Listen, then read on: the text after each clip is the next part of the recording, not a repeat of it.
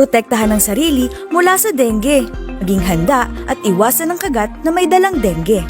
Magsuot ng komportableng long sleeves at pantalon kapag lalabas ng bahay. Gumamit ng insect repellent sa kamay, leeg at iba pang parte ng katawan na exposed. Gamitin ang kulambo o mosquito net habang natutulog.